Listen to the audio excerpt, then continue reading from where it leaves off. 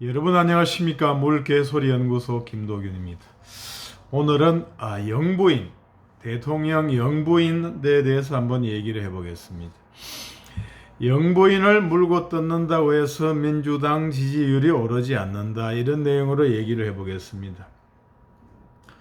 사실은 영부인이라는 것은 어디 헌법에도 안 나오고 법률에도 안 나오지만 대통령의 부인으로서 같이 동거를 하고 또 청와대나 다른 이제 관사에 이제 동거하는 그러한 부부관계에 있는 사람이고 베개머리 송사를 할 수 있는 그러한 위치에 있기 때문에 관심과 여러 가지 질시가 많이 있습니다. 지금 윤 대통령 영부인께서는 이제 윤 대통령을 만나기 전에 사유로 해서 여러 가지로 또 고소 고발도 당하고 말이 많고 여러 가지 야권의 공격을 많이 받고 있는 상태입니다. 참 안타까운 일이 아닐 수가 없다, 이런 것이고, 오늘 이제 언론 보도 나온 거면 민주당의 비공개 보고서, 새로고침위원회가 18세에서 69세 남녀 3,000명을 대상으로 해서 패널 조사를 거쳐서 발간한 대외비 보고서, 이기는 민주당 어떻게 가능한가, 이렇게 해서 민주당이 지지율 정체 저하 38% 밑에 지지율 정체의 구조적인 늪에 빠져 있다, 이렇게 자기 분석 보고서가 나오고 있습니다. 지금 새로 이재명 대표가 당 대표가 돼서 뭔가 반전이 있을 줄 알았고 기대를 했고, 또 영부인을 또 물고 늘어지면 뭔가 그러한 흠집이 생겨서 정권의 지지율 저하로 이렇게 지지율이 민주당이 역전을 할 줄 알았는데 웬걸 국민의힘을 이기지 못하고 계속 지지율은 2위에 머물고 있다, 이렇게 되겠습니다. 우선 영부인에 대해 생각해 보면은 사실은 이제 부인이나 남편은 법률상으로는 남입니다. 우리가 변호사 업무를 하고 있지만 이 의뢰인들이 갖고 와서 부부시간에 이제 채권, 부인이 남편이 잘못 저지른 행위에 대해서 부인도 돈을 갚아야 되지 않느냐, 안 그러면 거꾸로 부인이 저지른 한 일에 대해서 남편이 책임져야 되지 않느냐, 이렇게 해서 부부는 이제 일심동체라 해서 같이 연대 책임을 지는 것처럼 이렇게 생각하고 있는 사람이 많지만, 그런 사람들한테 제가 얘기를 해드리는 것이, 부부라는 것은 기본적으로 남입니다. 남이고, 재산도 각자 보유하는 재산은 각자의 재산입니다, 일단은. 그리고 이혼할 때나 그것이 재산 형성했던 것을 이혼할 때나 이제 재산 분할을 청구하는 거지, 각자 명의로 있는 재산은 일단은 각자의 것이고, 그 재산으로 배우자의 어떤 민형사상에 대해서 책임을 지지 않습니다. 기껏해 할 수 있는 것은 부부 일상가사대리라 해서 무슨 반찬 사 먹고 해서 소소한 어떤 그런 일상가사의 대리 있지만, 나머지는 전부 남이고, 재산 관계나 불법 행위나 남편의 불법 행위에 형사 책임을 지는 불법 행위나 형사 책임까지 가지 않는 민사상의 어떤 불법 행위나 그것은 배우자가 책임을 지지 않습니다. 그렇기 때문에 사실은 신분관계 이외에는 전부 남이죠. 그냥 신분관계에서 가지고 부부라는 거지, 재산관계 그리고 형사, 민형사 책임에 있어 가지고는 전부 남입니다. 그런데 이제 대통령의 영부인이 되니까 대통령의 시비를 못 거니 이제 영부인에 대해서 약한 고리에 시비를 건다 이렇게 됐는데 이 시비라는 것은 이제 거기 대통령 선거 전부터 이제 시비를 걸어왔던 것이고 지난 정권에서부터 이제 고소 고발의 문제를 삼아서 장기간 수년간 수사를 해왔던 것이라 가지고 새로운 일도 아닙니다. 그리고 아주 중대 사안이 될 수는 없죠. 무슨 논문이라든가 표절이라든가 무슨 그런 것들이 그리고 뭐 주가 조작도 이제 공모 관계에 있다고 주장은 하지만 과연 있는지 의심스러운 면이 있고 이득 본 것도 없다고 하지 않습니까? 그렇고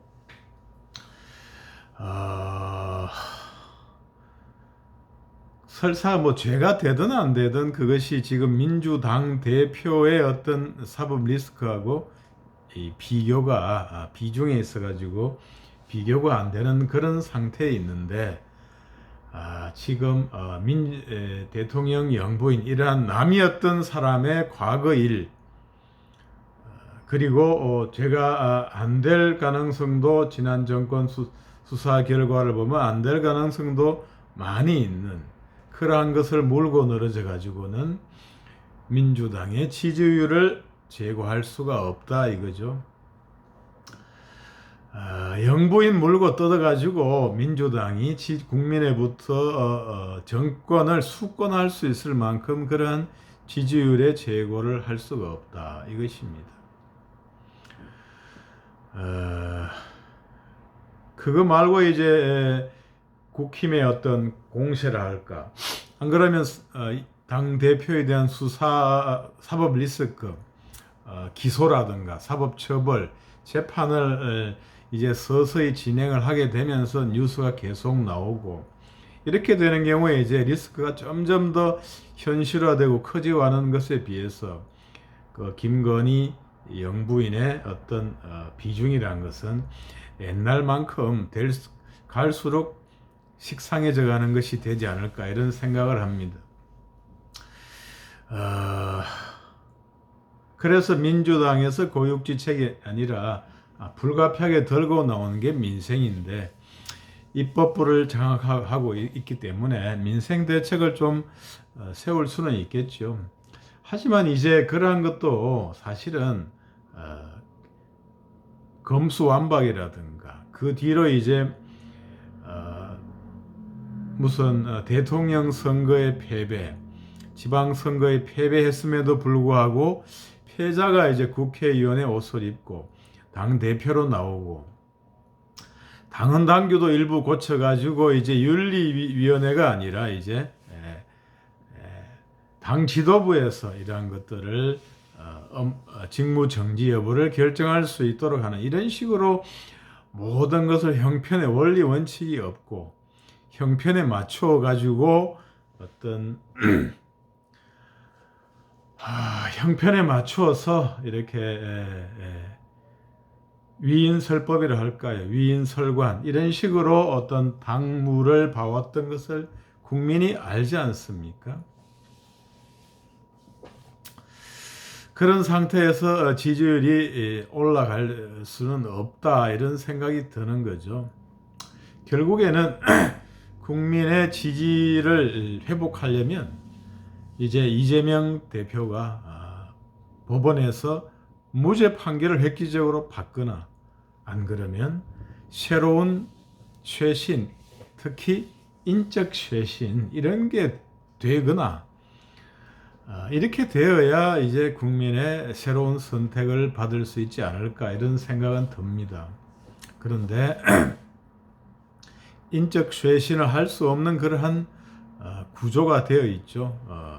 이낙연 대표는 저리 미국 가서 공부하러 가고 언제 올지 모르지만 지금은 몸을 숙이고 있는 상태고 이재명 대표가 당을 장악하고 있는 상태에서 인적 쇄신을 하기는 거의 힘들다 이렇게 되는 것인데 민생하고 김건희 여사 물고 뜯는 걸로 해가지고는 지지율의 역전을 가져오기 어렵다. 집권당의 큰 실수, 부정부패라든가 이런 큰 실수가 없는 이상에는 지지율의 역전이 쉽지 않다. 그리고 이제 문 정권 인사에 대한 수사, 뭐 대북 관계 관련된 강제 북송 사건, 뭐 공무원 피살 사건, 그 다음에 뭐 블랙리스트 사건, 그 다음에 뭡니까 울산 시장 그거 선거 개입 사건, 그 다음에 무슨 또 당 대표 관련된 여러 가지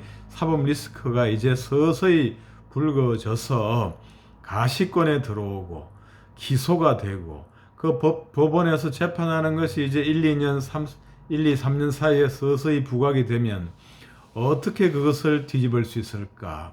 이런 문제가 있거든요. 그래서 인적 쇄신이 없이는 지지율의 역전을 기하기가 참 어려운 구조로 되어 있다. 이렇게 말씀을 드릴 수밖에 없네요. 참 안타까운 현실입니다.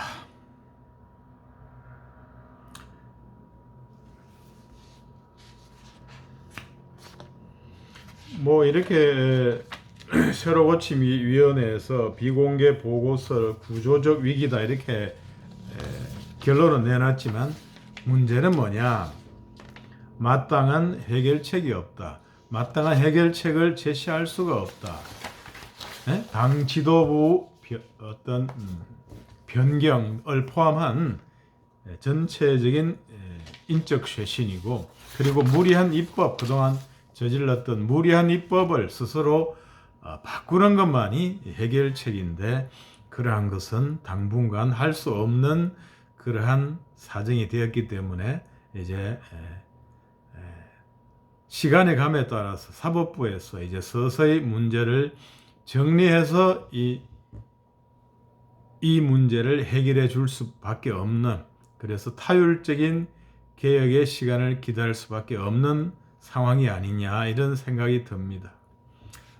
지금까지 물개소리 연구소였습니다. 감사합니다. 구독, 좋아요 부탁드리겠습니다.